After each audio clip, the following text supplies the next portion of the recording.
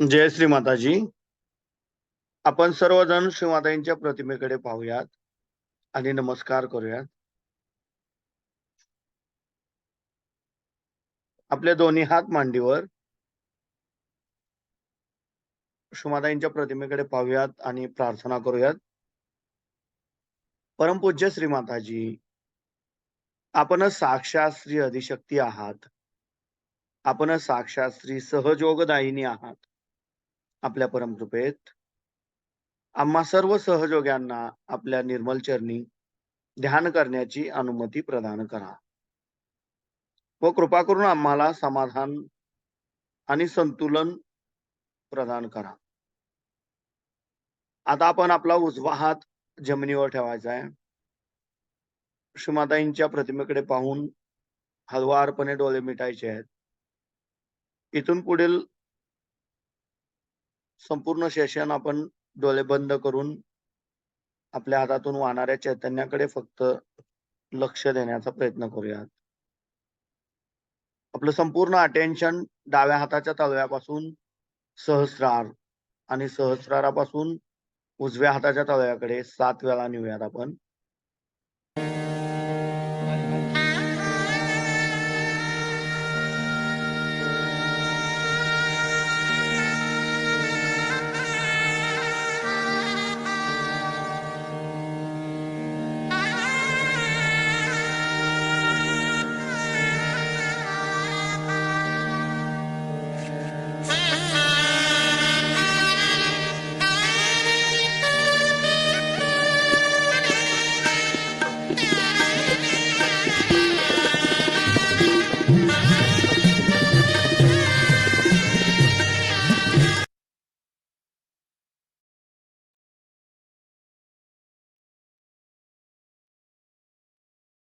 परमपूज्य श्री माताजी, आपल्या परमकृपेत कृपा करून आमच्या डाव्या बाजूतील सर्व दोष, सर्व बाधा, आमच्या इडा नाडीवरील तमोगुणांचे सर्व दोष हे या उजव्या हाताद्वारे धरणी मातेमध्ये आपण समर्पित करून घ्या व आमची इडा नाडी शुद्ध व निर्मल बनवा, जागृत बनवा.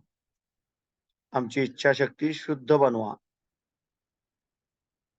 आता आपण आपला उजवा हात मांडीवर ठेवायचा आहे आणि डावा हात आकाश तत्वाकडे करायचा आहे. आपलं संपूर्ण अटेन्शन आपण आपल्या उजव्या हाताच्या तळव्यापासून सहस्रार आणि सहस्रारापासून डाव्या हाताच्या तळव्याकडे 7 वेळा.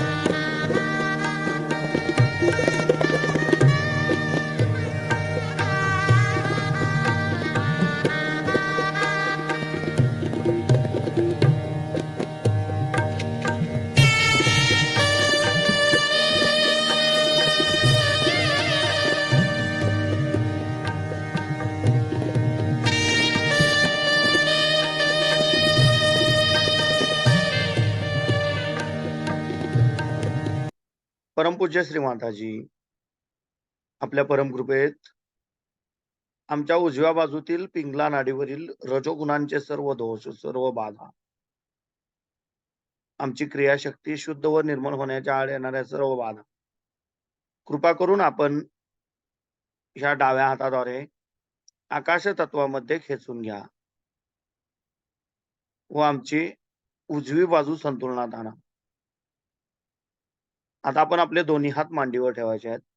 आपलं संपूर्ण अटेन्शन आपल्या दोन्ही हाताच्या तळव्यामध्ये केंद्रित करायचं आहे.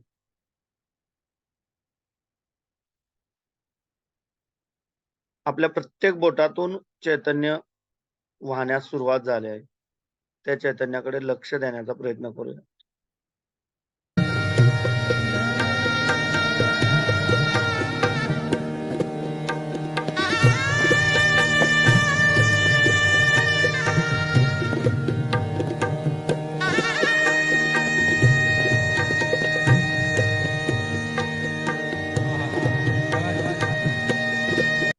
आता आपण आपला उजवा हात आपल्या ओटीपोटावर डाव्या बाजूला दाबून धरूयात. परमपूज्य श्री माताजी, आपल्या परमकृपेत आम्हा सर्व सहयोग्यांना शुद्ध आणि निर्मल विद्या प्रदान करा. परमपूज्य श्री माताजी, आपल्या परमकृपेत कृपा करून आम्हाला शुद्ध आणि निर्मल विद्या प्रदान करा. कृपा करून आम्हाला शुद्ध आणि निर्मल विद्या प्रदान करा. आता आपण आपला उजवा हात आपल्या मध्य नाभी चक्रावर ठेवूयात. परमपूज्य श्री माताजी, आपल्या परमकृपेत कृपा करून आमच्यातील लक्ष्मी तत्व जागृत करा. कृपा करून आमच्यामध्ये लक्ष्मी तत्व प्रस्थापित करा व आम्हाला समाधानी बनवा. आता आपण आपला उजवा हात आपल्या हृदयावर ठेवायचा डाव्या बाजूला. परमपूज्य श्री माताजी, आपल्या परमकृपेत मी मन नाही, बुद्धी नाही, शरीर नाही, अहंकार नाही, मी केवळ एक शुद्ध आत्मा आहे. परमपूज्य श्री माताजी, आपल्या परमकृपेत मी केवळ एक शुद्ध आत्मा आहे. कृपा करून आपण आमच्या हृदयामध्ये विराजमान व्हा. आता आपण आपला उजवा हात आपल्या विशुद्धी चक्रावर, आपल्या लेफ्ट विशुद्धी चक्रावर ठेवायचा आहे, आपल्या मानेच्या डाव्या बाजूला. परमपूज्य श्री माताजी, आपल्या परमकृपेत मी निर्दोष आहे, मी कुणाचाही दोषी नाही. परमपूज्य श्री माताजी, आपल्या परमकृपेत मी निर्दोष आहे, मी निर्दोष आहे, मी निर्दोष आहे. आता आपण आपला उजवा हात आपल्या कपाळावर दाबून धरायचा आहे. परमपूज्य श्री माताजी, आपल्या परमकृपेत मी माझ्यासहित सर्वांना अगदी हृदयापासून क्षमा केली आहे. माझ्या मनात कुणाबद्दल ही राग नाही, द्वेष नाही. मी माझ्यासहित सर्वांना अगदी हृदयापासून क्षमा केली आहे. कृपा करून आम्हाला सदैव क्षमाशील बनवा. आता आपण आपल्या उजव्या हाताचा तळवा आपल्या टाळू भागावर घट्ट दाबून धरायचा आहे, आपल्या सहस्त्रारावर, आणि जागच्या जागी गोलाकार क्लॉकवाईज 7 वेळा फिरवायचा.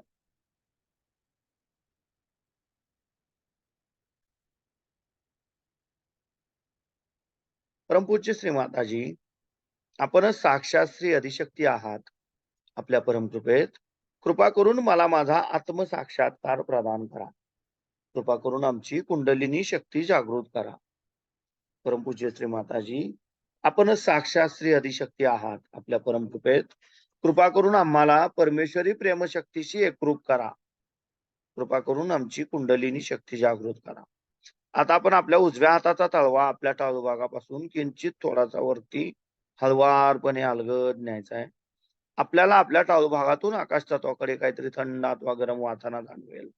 त्या जाणीवेचा आनंद घ्यायचा आहे. जिथपर्यंत जाणवतंय तिथपर्यंत हात वर न्यायचा आहे, परत खाली आणायचा आहे, परत वर न्यायचा आहे. आपल्याला जे काही जाणवतंय ह्यालाच संत ज्ञानेश्वर महाराजांनी चैतन्य लहरी असं नाव दिलंय. त्याचा आनंद घ्यायचा आहे. आता आपण आपले दोन्ही हात मांडीवर ठेवूयात. आपलं संपूर्ण लक्ष दोन्ही हाताच्या तळव्यामध्ये आणि आपल्या टाळू भागामध्ये ठेवून शांत बसूयात, ध्यानामध्ये जाऊयात.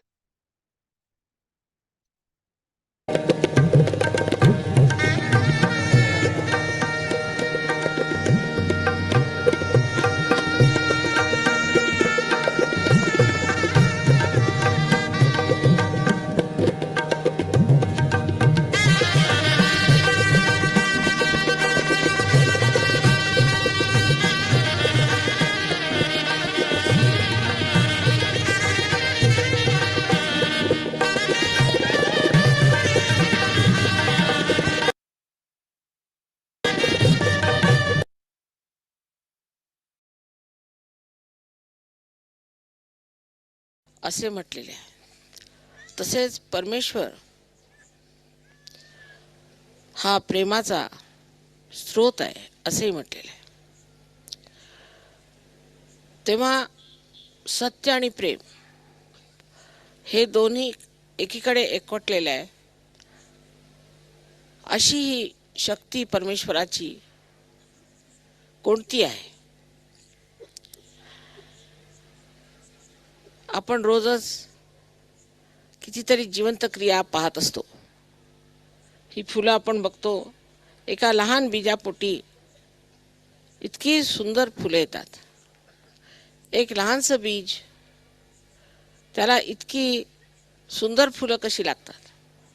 आपण कधी विचार सुद्धा करत नाही, फक्त समजून घेतो की आहे, ही जिवंत क्रिया आहे आणि ती आपल्याला जाणण्याची काही गरज नाही. पण ही जिवंत क्रिया घडते कशी, कोण घडवतं? तसंच प्रत्येक मनुष्याची उंची एका मर्यादेत असते. एखाद्या झाडाची सुद्धा उंची, जर आंब्याचं झाड असलं त्याला एक मर्यादा असते, नारळाच्या झाडाला एक मर्यादा असते.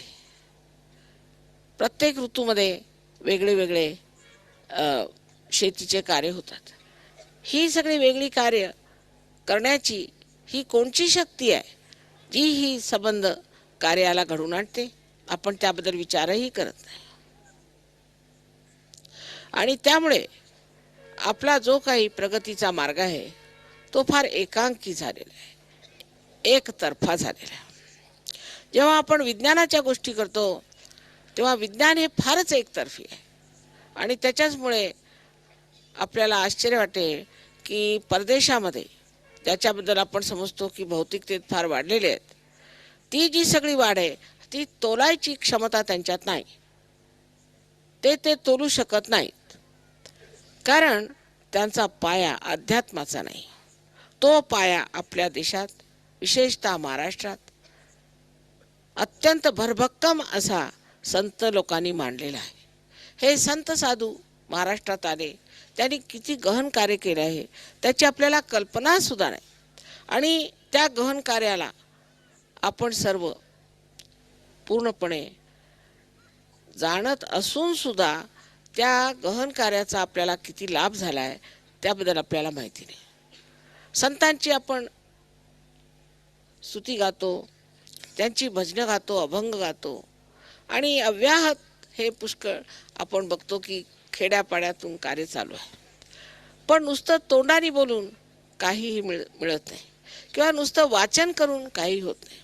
ही काहीतरी अशी विशेष गोष्ट आहे जी आपल्यामध्ये झाली पाहिजे, ज्यामुळे ह्या मानवी चेतनेच्या पलीकडे हा उंबरठा ओलांडून आपल्याला पलीकडे जायला पाहिजे. आणि ती गोष्ट फक्त कुंडलिनीच्या जागृतीने होऊ शकते. आता पुष्कळांचं असं म्हणणं आहे की मेडिकल सायन्समध्ये कुंडलिनी हा शब्द नाही.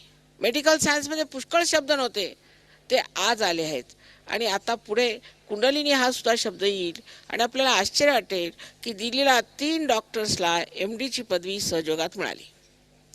आणि त्यांनी असे रोग, ज्याला आपण दमा म्हणतो किंवा ज्याला एपिलेप्सी म्हणतो, त्याच प्रकारे शारीरिक सुदृढता, ह्या 3 विषयावरती ह्या लोकांनी प्रबंध केले आणि त्यांना त्याच्यामध्ये MDची पदवी मिळाली. म्हणजे हे जे MDची पदवी मिळते त्याला परीक्षक जे असतात ते त्याच्याही उच्च प्रतीचे असले पाहिजेत. आणि त्यांनी मेडिकलचं परिमाण धरूनच, त्यांनी काही हवेत केलं नाही, मेडिकलच्या परिमाणाने सिद्ध केलं की कुंडलिनीचं जागरण जे आहे हे पॅरासिम्पॅथॅटिक नर्वस सिस्टम म्हणून जी आपल्या मध्य मार्गातली सुषुम्ना नाडीतली जी शक्ती आहे त्या शक्तीला आलोकित करते. तसेच इंग्लंडला सुद्धा आपल्याला आश्चर्य वाटेल की 60 डॉक्टर्स याच्यावर खूप काम करत आहेत. आणि ज्या ज्या रोगांना ह्यांनी बरं वाटलं आहे ते त्यांनी सगळं नमूद करून ठेवलेलं आहे.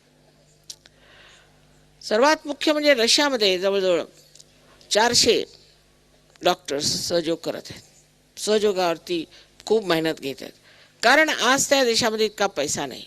तेव्हा ही इतकी सहज सुलभ प्रक्रिया आहे, त्याच्यामध्ये आपल्याला काही पैसे द्यायला नको, काही विशेष मेहनत करायला नको, आणि सहजच कुंडलिनी जागृत झाल्यामुळे लोकांची प्रकृती ठीक होते. हे बघून त्या लोकांनी ह्याच्यावर फार लक्ष दिलेलं आहे. आणि 3-4 ठिकाणी तर फार मोठमोठाले असे आरोग्य केंद्र त्यांनी काढलेले आहे. तसंच तिथले जे विज्ञानी होते, जे सायंटिस्ट होते, त्यांच्या असं लक्षात आलं की सायन्स सुद्धा एका सीमेलाच पोचू शकतो. त्यांनी लोकांना शांती, आनंद, प्रेम मिळालेलं नाही. ही फार एकांगी प्रवृत्ती आहे. सायन्समध्ये जेव्हा आपण वाढतो तेव्हा आपण एकांगी होत जातो. ह्याची त्यांना कल्पना आल्यामुळे असे 200 तिथे सायंटिस्ट आहेत ज्यांनी सहयोगावरती खूप मेहनत घेतलेली आहे. आपल्या देशाचा हा वारसा, विशेष करून महाराष्ट्राचा हा वारसा आहे. जर आपण आपला अध्यात्म मिळवला नाही तर जी काय आपण प्रगती करू ती अगदी कुठेतरी जाऊन आपल्याला पोचून टाकेल. म्हणजे समजा एखादा मनुष्य असला, त्याला जर आपण 100 रुपये दिले तर तो सरळ गुत्त्याकडे जातो. आपल्या मुलांबाळांसाठी तो काही बघत नाही किंवा काहीतरी वाईट कामाला लागतो. हे का? तसंच जगामध्ये आपण बघतो की अनेक धर्म आहेत, हिंदू, मुसलमान, ख्रिश्चन, तरतरीचे लोक आहेत. आणि ह्या लोकांमध्ये सुद्धा आपण असं बघत नाही की जरी हे आपल्याला धार्मिक म्हणवतात तरी सुद्धा कोणताही मनुष्य कोणतंही पाप करू शकतो. मग हे कसं काय? कोणाला हे बंधन पडत नाही की बाबा मी ह्या धर्माचा आहे तर मी कशाला असं पाप करायचं. म्हणजे काय की ते धर्मापासून च्युत लोक आहेत, त्यांच्यावर धर्माचं काहीही बंधन नाही आणि म्हणूनच ही भांडणं सुरू झालेली आहेत. सहयोगामध्ये जेव्हा कुंडलिनी जागृत होते, इथे दाखवलेलं नाही आहे कुंडलिनीचं चित्र, पण जेव्हा ती जागृत होते तेव्हा ती 6 चक्रातून जसं काही एखादा सूत्र अनेक मण्यातून आपण काढावं तशी ती निघते आणि शेवटी हे जे टाळूचं स्थान आहे ज्याला फॉन्टेनेल बोन एरिया म्हणतात त्या जागेतनं ती छेदून ब्रह्मरंध्राला छेदून ह्या सर्वव्यापी शक्तीला एकाकारिता तिला प्राप्त होते. ही सर्वव्यापी शक्ती आहे आणि ती अत्यंत सूक्ष्म आहे. त्याच्यामध्ये ही एक घटना आपल्यामध्ये झाली पाहिजे. जसं हे एक माझ्याजवळ यंत्र आहे, मी ह्याच्यात बोलत आहे कारण ह्याचा संबंध मेन्सशी आहे. जर हा संबंध तुटला तर ह्याच्यात बोलण्यात काहीच अर्थ राहणार नाही. तसंच होतं जेव्हा आपला संबंध या सर्वव्यापी शक्तीबरोबर होऊन जातो तेव्हा एक महान परिवर्तन आपल्यामध्ये येतं. शारीरिक तर येतच, मानसिक, बौद्धिक, वैचारिक. कारण आपल्या डोक्याचा मेंदूसुद्धा आपण फारच थोडा वापरतो, त्याचा पुष्कळसा भाग अंधारातच आहे.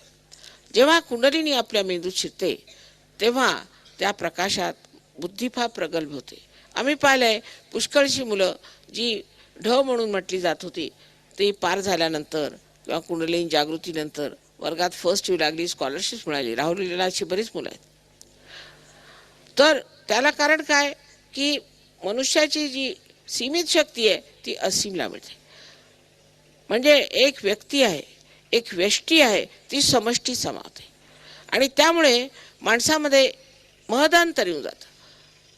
कारण त्या प्रकाशात, आत्म्याच्या प्रकाशात तो बघतो की हे काय, हे मी काय करतोय. जसं मी असं उदाहरण देत असते की आपण एक हातामध्ये साप घेऊन उभे असतो आणि साप आम्ही म्हणतोय की साप आहे आपल्या हातात, पण अंधार आहे, डोळे मिटलेले आहेत, काही दिसत नाही. तर असा हट्ट धरू शकतो की नाही हा साप नाही, हे दोरखंड आहे. साप चावेच तर आपण असं म्हणत राहू शकतो. पण जेव्हा का थोडासा प्रकाश येईल लगेच आपण साप सोडून देतो. तसंच आहे. आधी कळस मग पाया. आधी कुंडलिनीची जागृतीने थोडासा अंधुक असा प्रकाश आपल्यात आला म्हणजे आपल्याला लगेच लक्षात येतं की अरे हे काय आपण करतो. त्यामुळे व्यसनातनं पुष्कळशे लोक मुक्त झालेले आहेत. आता ही इथे मंडळी बसली आहेत, यातली पुष्कळ मंडळी व्यसनाधीन होती. फार सुशिक्षित डॉक्टर, नंतर हे लोक आर्किटेक्ट्स आहेत, आणखी इंजिनियर्स आहेत, तसेच फार विद्वान लोक आहेत. आणि ह्यांनी जेव्हा पाहिलं की कुंडलिनीच्या जागरणाने आमची व्यसनातून मुक्ती होते. आमच्या लंडनला एक डॉक्टर आहेत, ते सुद्धा व्यसनाधीन होते आणि सहयोगात आल्यावर त्यांचं व्यसन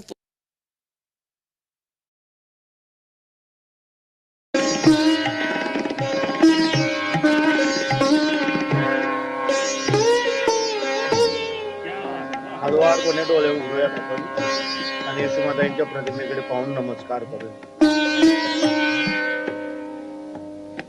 जय श्रीराम.